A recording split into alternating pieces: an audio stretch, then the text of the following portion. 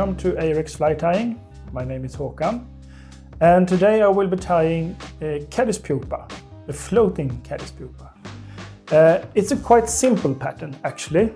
It was invented by the Swedish fly tyer Lennart Bergqvist because he and his friend had noticed that some of the Caddis were hatching at the shore, and the pupa was sort of swimming in the surface, and that's what they wanted to imitate.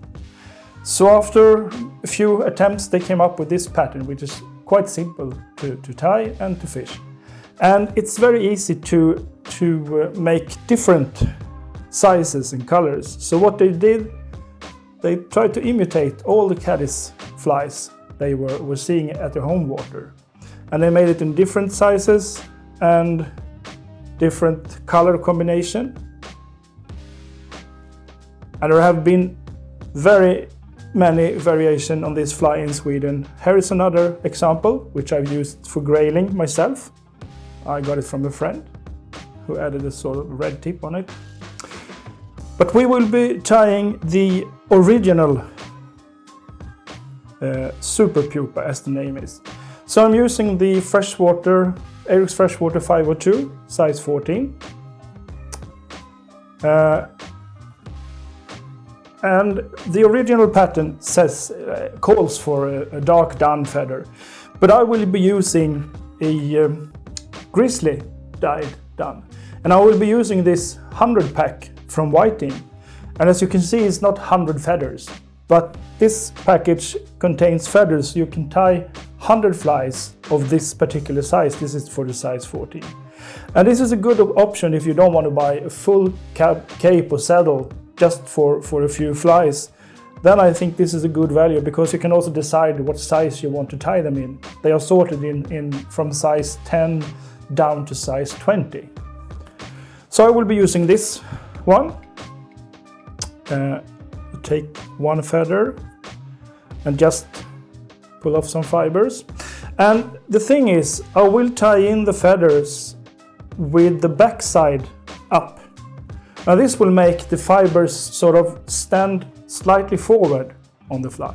And this will help the fly to fish better, because once you pull in the fly, the legs or the hackle will bend backwards, and when you pause they will move forward. So you get a sort of a movement in the hackle as well.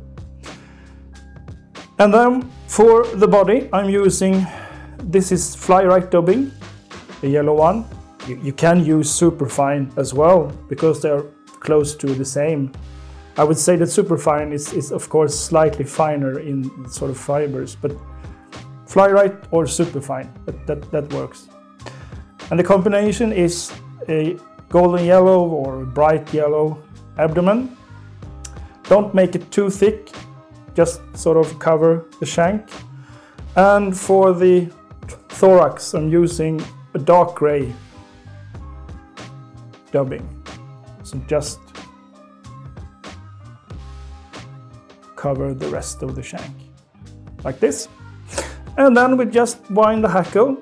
So the hackle will both sort of be the hackle to help the fly to float, but you can also see it creates segmentation. It becomes like a ribbing on the fly.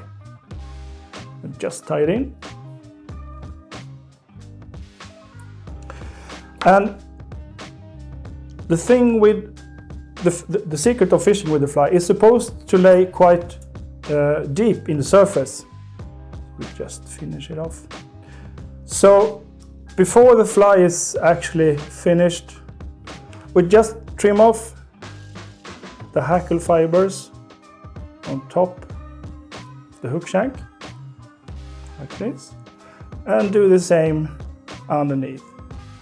We just leave the fibers standing out to the sides, and this is enough for make the fly float as you want.